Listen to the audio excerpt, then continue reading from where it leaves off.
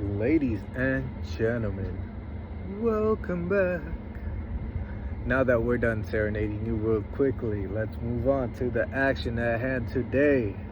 We start off with the Tampa Bay Buccaneers traveling to Atlanta, Georgia to take on their NFC South opponent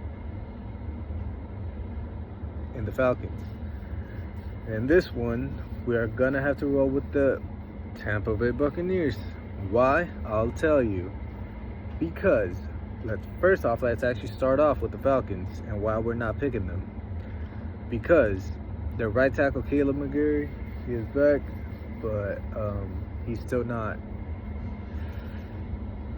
healthy and he's still not, ready, in my opinion, at point of attack to be as effective as he can be, to be as effective as the offense needs this offensive line to be, especially going up against a division opponent, somebody that you're going to play twice, who already knows you, who knows your system inside and out. It's going to be harder when, and it's a short week. The miscues and all that, it needs to be watched. That should be interesting. Another reason why, one of the most important pieces of the offensive line, their starting center, is on IR. I do believe he missed last week. This is barely his second week. He got another 2 weeks. Drew Dahlman, prayers up to a fellow Bay person, I guess, if he does still represent Stanford and the Bay a little bit.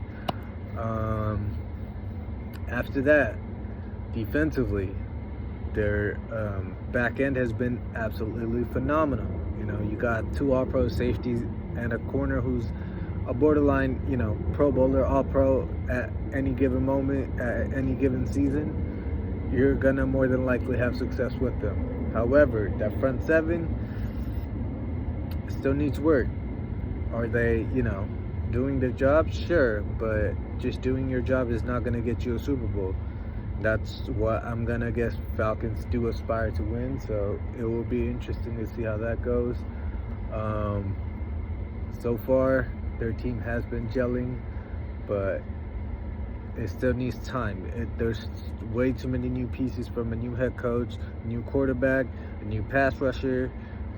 The safeties, both are brand new. Like, everything's still pretty new. Will it, translate into a successful tenure for Raheem Morris?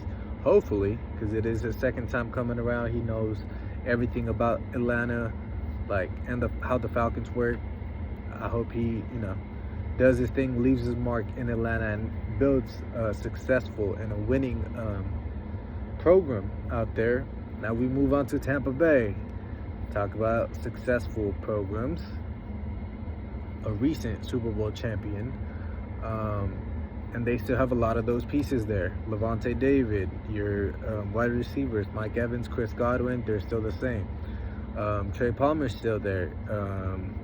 They got a new rookie wide receiver in Jalen McMillan, who I do believe is hurt for this game, but he's there for the season.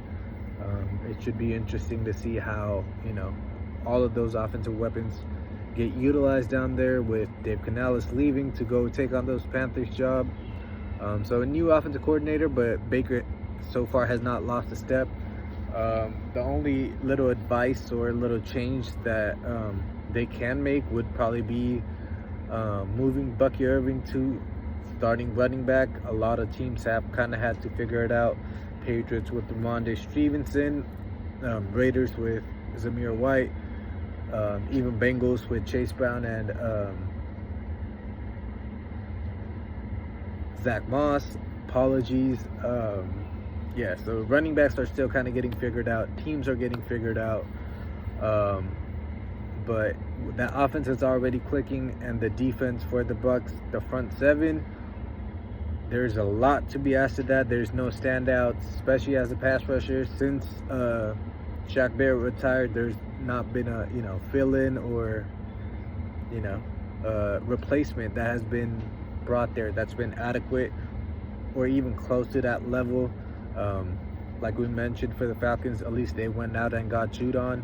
That could have been something that Tampa Bay could have looked at, but getting those right players for the front seven of a 3-4 defense when most of the league is a 4-3. It's harder. I do understand that part. But with Vita Vea holding down the front end, then you have Levante David, a veteran, taking down the second end.